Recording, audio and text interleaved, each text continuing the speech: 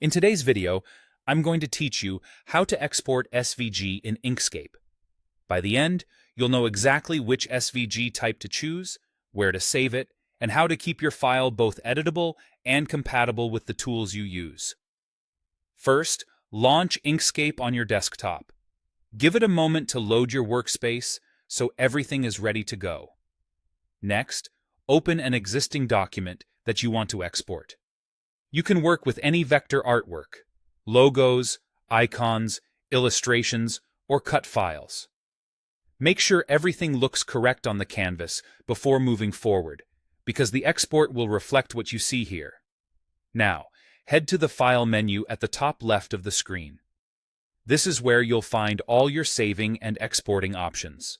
Choose Save As. Using Save As is helpful because it lets you create a clean copy without overwriting your original file. It also exposes the different SVG formats you can pick from. In the Save As dialog, choose the destination folder where you want the file to live. Give the file a clear, descriptive name so you can recognize it later. If you plan to upload it to the web or share it across platforms, short names with hyphens are safer than special characters or spaces. Look for the File Format drop-down, usually labeled Save as Type. This is the key choice. Select the kind of SVG that matches your use case. Inkscape SVG is the default option.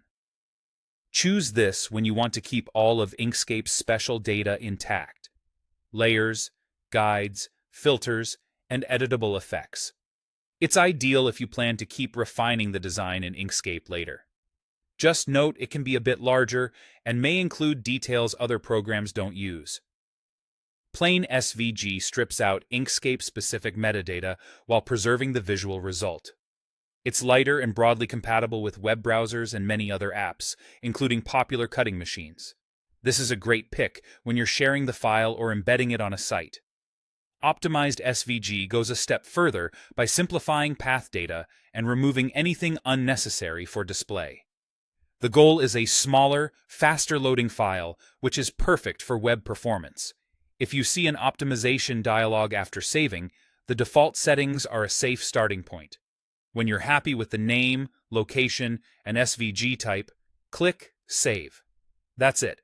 Your SVG is now exported and ready for editing, sharing, or publishing, depending on the format you chose.